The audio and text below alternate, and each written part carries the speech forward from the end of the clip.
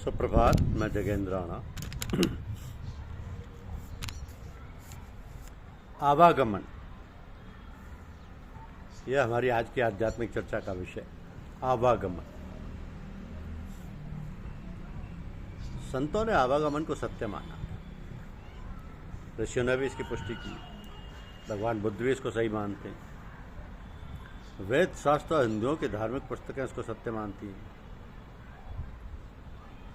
किंतु कुछ लोग आवागमन में विश्वास नहीं करते। यह विषय अपने अपने अनुभव का है।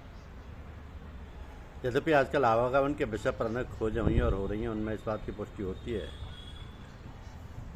कि पुनर्जन्म का विषय सही है, किंतु चाहे कोई इसको माने या ना माने, हम इसमें कोई बहस नहीं करेंगे।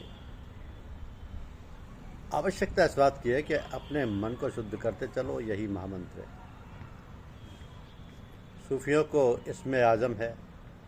सूफियों का जितना मन शुद्ध होगा उतनी बुद्धि शुद्ध होगी, और जैसे जैसे बुद्धि शुद्ध होती जाएगी वैसे सच्चा ज्ञान भी प्राप्त होता जाएगा। यही संतों का आवागमन है, यही असली तप है। बातचीत, तर्क वितर्क और बहस मुबाहिसा करने से दिमाग की कसरत अवश्य हो जाती है, जिसके थोड़ी देर बाद के लिए वह शांत हो जाता है और आनंद का अनुभव करने लगता है। तर्क वितर्क का बस इतना ही फ़ायदा है, लेकिन इसके साथ साथ एक बड़ा नुकसान भी होता है। तर्क वितर्क करने वाले मनुष्य का झूठा अभिमान अपनी जानकारी का हो जाता है, जिससे बड़ी मुश्किल से पीछा छूटता है।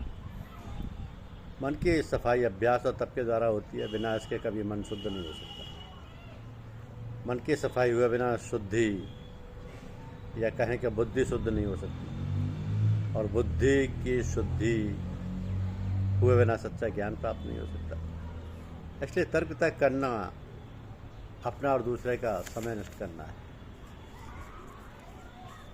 कुछ लोगों का मानना है कि मनुष्य निचली योनियों से ऊपर की योनियों में उन्नति करता है, ऊंची से नीची योनियों में नहीं आता। इस बात के पक्ष में वो दलील पेश करते हैं कि जो विद्यार्थी नीची कक्षाओं को पास कर लेते हैं वो या तो ऊंची कक्षाओं में जाते हैं, या फेल हो जाने पर उसी में रह जाते हैं, किंतु किसी भी हालत में नीची कक्षा में नहीं आते।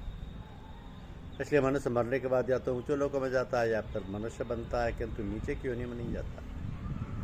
उदाहरण तो बहुत अच्छा है, और अधिकतर होता भी ऐसा ही है। किंतु यदि कोई विद्यार्थी बीमार हो जाए और वह बीमारी ऐसी हो जिसका प्रभाव उसके मस्तिष्क पर ऐसा पड़े कि उसकी स्मरण शक्ति जाती रहे, जैसा कि कभी कभी टाइफाइड की बीमारी से सिर में चोट लग जाने से हो जाता है, तो क्या उसे नए सिरे से पढ़ना नहीं पड़ता? संभव है आपको ऐसे आदमियों से मिलने का अवसर ना हुआ हो, किंतु मैंने ऐसे कई मनुष्य देखे। किसी का तो किसी को तो आदमी की बोली भी नए सिरे से सीखनी पड़ती है। यदि कोई मनुष्य मुद्दतों तक किताब से कोई वास्ता ना रखे और आवारा पढ़ता रहे, तो उसको शुरू से किताबें पढ़नी पड़ती है। तो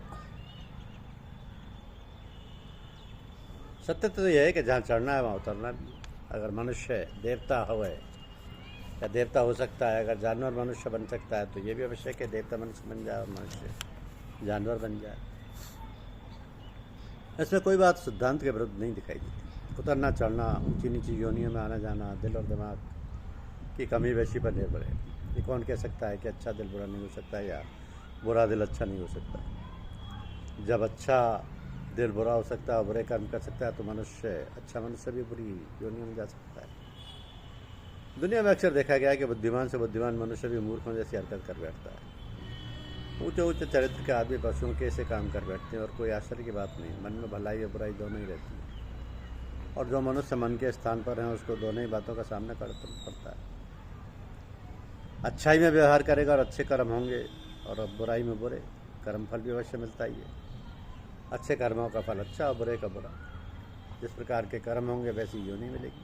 ये प्राकृतिक बात है, इसको चाहे कोई माने या ना माने, किंतु सच्ची बात यह है कि जिसकी शिक्षा ऋषियों, संतों और महात्माओं ने दी है, जो मनुष्य अभ्यास करके मन के पार निकल गए, उनकी बात दूसरी है। लेकिन वो भी सदा सावधानी बरतते हैं, और बरतनी भी चाहिए, क्योंकि जब तक शरीर है तब तक मन भी किसी न किसी रूप में मौजूद है। जब तक मन मौजूद है तब तक हर समय खतरा है। इसलिए धर्मशास्त्रों की पाबंदी हमेशा हर साधु और फकीर पर वाजिब है, उससे कभी नहीं हटना चाहिए। जो ऐसा नहीं करते वो मुंह के बल करते हैं। ऐसे उदाहरणों की कोई कमी नहीं है। दुनिया में होश आने पर प्रत्येक मनुष्य के दिल में स्वभाव से सवाल पैदा होता है कि हमारे यहाँ आने का कोई ना कोई आशय अवश्य है, और वो क्या है। ये विचार तो प्रत्येक के मन में किसी न किसी समय अवश्य पैदा होता है, केवल उन लोगों को छोड़कर जो मनुष्य रूप में पशु हैं अथवा पागल अवस्था में। किंतु अधिकतर मनुष्य अपने नित्य के कामकाज में लगे होते हैं, इसमें इस प्रकार के भूल जाते हैं इस विचार को। जब जब दुनिया के झंझट, दुख, क्लेश और संकट आदि आते हैं तो उन्हें मालूम होता है कि ये दुनिया सुख की जगह नहीं। तब आत्मा पर से पर्दा हटने लगता है और फिर ये सवाल खड़ा होता है कि इस दुनिया में हमारे यहाँ आने का आशय क्या है। इसी तरह प्रश्न आता जाता बना रहता है, बना रहता है। कई लोग ऐसे साहसी और दृढ़ प्रतिज्ञ होते हैं कि बाधाएं आने पर भी घबराते नहीं, बल्कि और ज़्यादा मजबूत और सावधान होकर उठते हैं। चलते हैं, गिरते हैं, उठते हैं, ठोकर खाते हैं, चोट खाते हैं, थोड़ी देर बेदम होकर पड़े रहते हैं, लेकिन वो समय पर कपड़े झाड़ कर खड़े हो जाते हैं, फिर चल पड़ते हैं और कहते जाते हैं, मरेंगे यारो तलब में हक की, जो नाम तालिब लिखा चुके हैं। इनके लिए कामयाबी है, ये एक ना एक दिन अवश्य सफल होंगे। ऐसी विभूतियाँ धम में हैं, आदर के योग्य और पूजने लायक हैं। गिरना स्वाभाविक बात है, लेकिन गिरकर खड़े हो जाना भी स्वाभाविक है। क्या आप नित्य प्रति नहीं देखते कि जब छोटा बालक चलना शुरू करता है तो पग पग पर गिरता है और चोट भी खा जाता है। कभी कभी तो ऐसा लगने लगता है कि अब थोड़ी देर के लिए वह नहीं चलेगा, लेकिन इधर गिरा नहीं कि उधर खड़ा हो जाए। और यार चल रहा है, फिर चलने लगा। 1000 बार गिरता है और 1000 बार खड़ा होता है। उसके गिरने और गिरकर दोबारा चलने की कोई गिनती नहीं। ये क्रम तब तक जारी रहता है जब तक वो अच्छी तरह चलने नहीं लगता, और एक दिन उसको गिरने का ख्याल तक नहीं आता।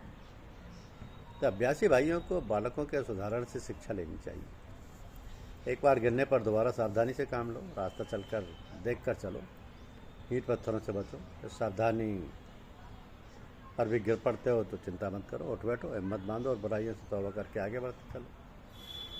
और भविष्य के लिए और भी अधिक सावधानी से काम लो। परमात्मा या सदगुरु से सहायता की प्रार्थना करो, उनके सामने रो और गिड़गिड़ाओ और फिर चल पड़ो। जब कभी नाकामयाबी या सफलता तुम्हारे सामने आए तो उससे निराश मत हो, बल्कि ये सोच लो कि ऐसा होना ईश्वर को मंजूर था, विधाता की ऐसी मर्जी थी। ये हमारे पिछले कर्मों का फल था जिसे हमें भुगत नहीं था।